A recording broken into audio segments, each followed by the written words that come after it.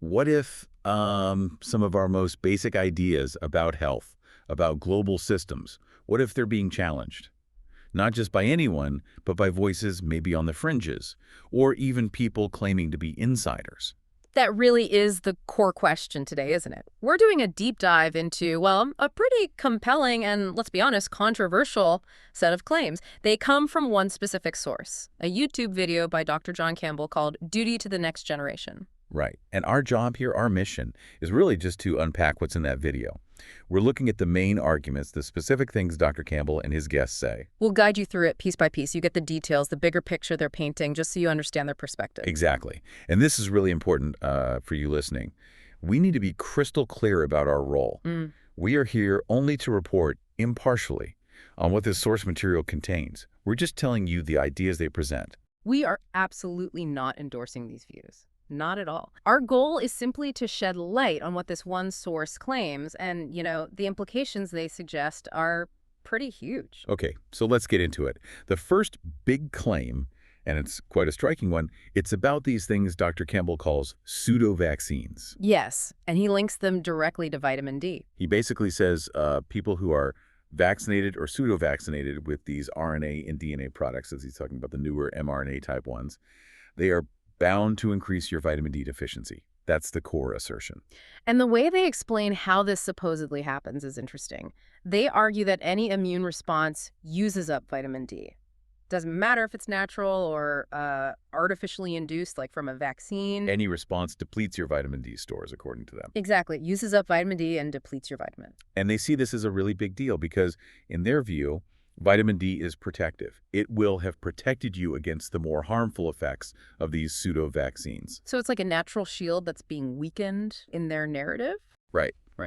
Which then leads them straight into a pretty sharp criticism of, well, doctors in medical practice today. Yeah, they ask, pretty bluntly, why on earth aren't doctors testing people's vitamin D levels and titrating it up into the optimum range? Meaning, checking levels and adjusting doses to get people to what they consider the best level for protection. And they just state it's just not being done. They even call this failure, this omission, What do they call it? the abolition of proper medicine. Wow. Okay. So that's the health angle. But then Dr. Campbell, he kind of zooms out, doesn't he? He links it to bigger threats. He does. He talks about the dangers of speaking out. He says if you threaten somebody or, want to tell the truth about something, you risk your income. Which is a very powerful force, he says, and something that's happened very, very widely. And that brings up the question, well, why are they speaking out then?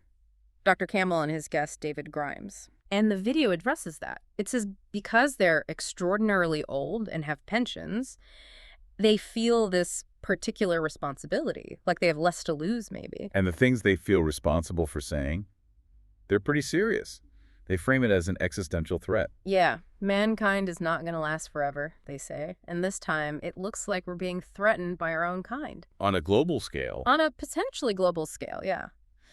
And technology makes it possible. That's a really unsettling idea from the source, humanity itself being the threat. There really is. And, well, connecting the dots in their argument, this leads into some really explosive claims about global control. Very controversial territory. The source talks about idiots, criminals running the world at different levels. Who's they blame? Primarily the USA and China. But they also suggest the UK and Europe aren't really up to scratch either in their view. Okay, wow. And then they bring in someone else. Yes, they quote Joseph Trudeau, who they identify as the president of a World Academy of Biotechnology, which is part of UNESCO and the UN. And what does he argue, according to the source? He apparently argues very strongly that we have to basically take these organizations out from the hands of wealthy psychopaths and their system. Wealthy psychopaths. Yeah, the source stresses particularly dangerous ones are the wealthy ones. Well, the ones that have power. It's quite a statement. And then there's this other claim, maybe even more shocking. They mention that a particular individual, they don't name them, Okay. is now being added to the list for Nuremberg to examine. Nuremberg. As in the post-World War II trials. That's the direct implication in the source, referencing trials for crimes against humanity. It's an incredibly serious parallel they're drawing. It is a very disturbing comparison.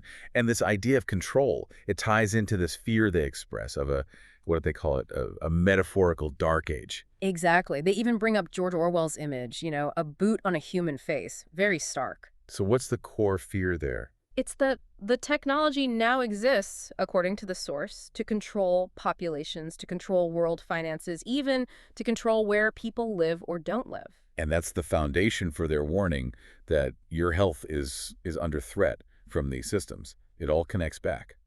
It's all part of this bigger picture they're painting. So if these global systems are the problem, what about, say, healthcare systems, like pharmaceuticals? Well, they take a very, very strong stance there. The source says big pharma should just be abolished. Full stop. Abolished, completely. That's what they say. It has no place with small pharma, which they describe as the ones making, small amounts of vitamin D, Lasix, all the other drugs, presumably the essential, less profitable ones. So what's the alternative then, in their view? It's simple for them. We don't need any more drugs. What we do need, they say, is better natural immunity. Okay. And this leads them to make some, let's say, highly controversial claims about vaccines, doesn't it? Extremely controversial. They state things like, so we don't need to vaccinate our children and give them autism, and also, we don't need to vaccinate our old people and give them Alzheimer's disease. Direct quotes from the source. Those are claims that are widely disputed by mainstream medical science, just to be clear. Absolutely.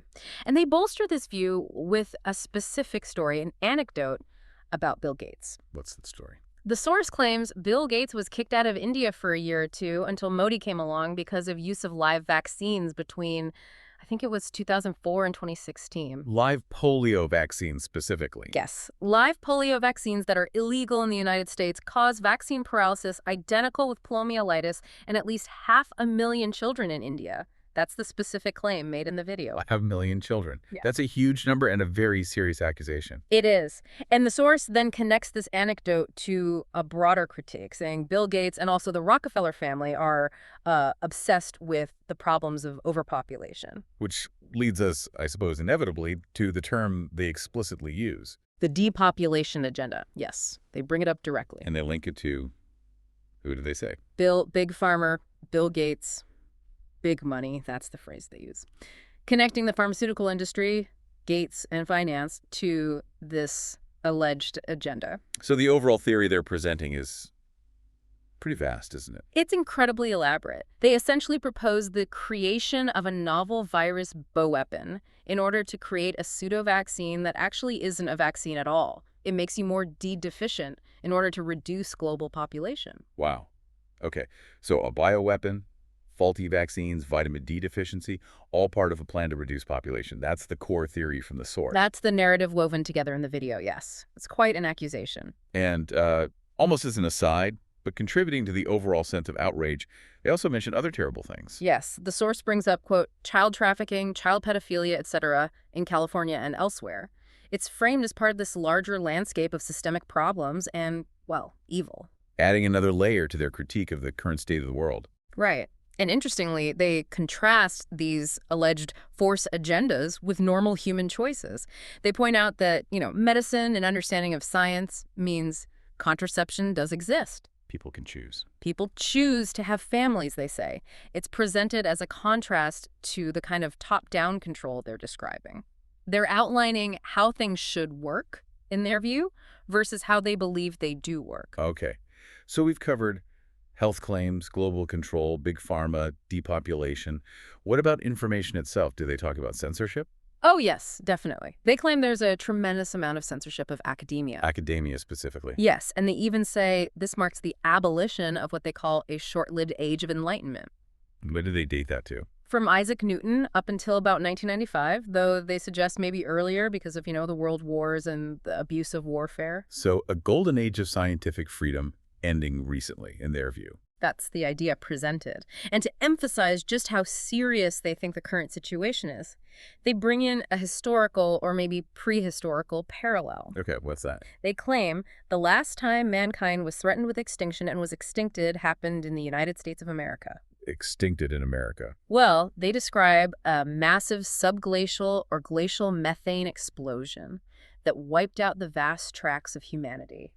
They cite a book, Lavelet's Earth Under Fire, and mention 500 myths in ancient cultures supposedly describing similar events. So they're comparing the current alleged threats to a cataclysmic extinction event from the distant past. Precisely. It underlines the immense gravity they attach to their warnings. And so where does that leave us? What's their final message or call to action? It's pretty direct. People need to wake up, they say, and they call on the legal profession needs to get its act together. How so? They specifically mention the International Criminal Court needing to step up and pin individual responsibility for all the alleged wrongdoing they've described. Accountability is key for them. Okay, so we've really covered a lot of ground here, unpacking the claims from this specific Dr. John Campbell video. We have everything from, vitamin D and these pseudo-vaccines right through to huge global conspiracy theories involving powerful figures, technology, control, and even a depopulation agenda. And just to reiterate one last time, because it's crucial, we've laid out the arguments from the source material. It presents a very specific, interconnected worldview, and we've just reported on it for you to consider. Which leaves us with a final thought, really. In this time of, well, information overload, constant claims and counterclaims, accusations of censorship, how do you, the listener, approach these kinds of narratives, especially when they're highly controversial and challenge established systems? Yeah, how do you evaluate them? And Uh-huh. what role do we as individuals play in figuring out what to believe and maybe how to act? It's a big question. It is. And if you do want to dig deeper into the source's own perspective, they mention the book Vice Vitamin D and the Great Biology Reset. Right, they said it's available for free download online. Mm-hmm. Free download or hard copies for €25, apparently in English and Italian versions. So that's one way to directly engage more with the ideas presented in the video, if you choose to.